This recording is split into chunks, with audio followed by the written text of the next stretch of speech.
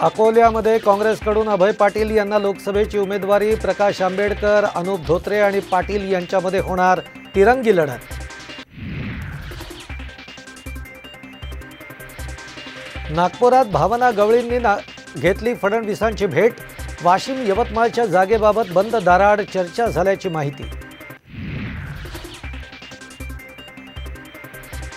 महायुतीच्या जागा वाटपाचा तिढा जवळपास सुटला, लवकरच घोषणा होणार, देवेंद्र फडणवीसांची मोठी माहिती।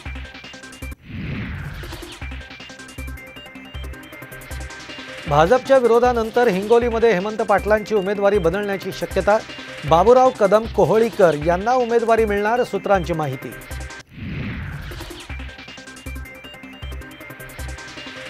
साताऱ्याची जागा शरद पवार गटाची, पवारांनी प्रस्ताव दिल्यास साताऱ्यातून लढण्याचा विचार करू, पृथ्वीराज चव्हाणांची प्रतिक्रिया, तर साताऱ्याच्या बदल्यामध्ये पवार गटाला भिवंडीची जागा, सूत्रांची माहिती।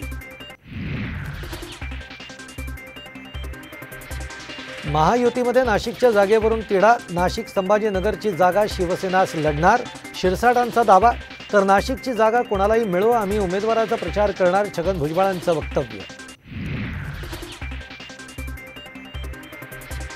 कमळ चिन्हावर निवडून आले तर मोदी जास्त निधी देतील, अमरावतीमध्ये नवनीत राणांचं विधान, तर जनतेच्या न्यायालयामध्ये आम्हीच जिंकू, बच्चू कडूंना विश्वास।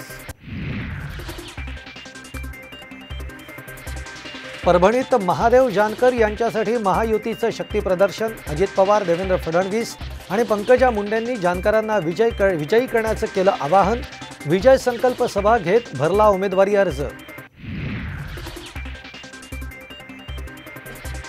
अभिनेता जॉनी लिव्हर नंतर गुजरातचा लिव्हर मनोरंजन करतोय, राऊतांचा मोदींवर हल्लाबोल, तर संजय राऊत राजकीय पटलावरचे गणपत पाटील शेलारांचा पलटवार। महाराष्ट्र सदन घोटाळ्याप्रकरणी छगन भुजबळांच्या अडचणींमध्ये वाढ होण्याची शक्यता, क्लीन चिट मिळालेल्या सर्वांना हायकोर्टाची नोटीस, 4 आठवड्यामध्ये भूमिका स्पष्ट करण्याचे निर्देश।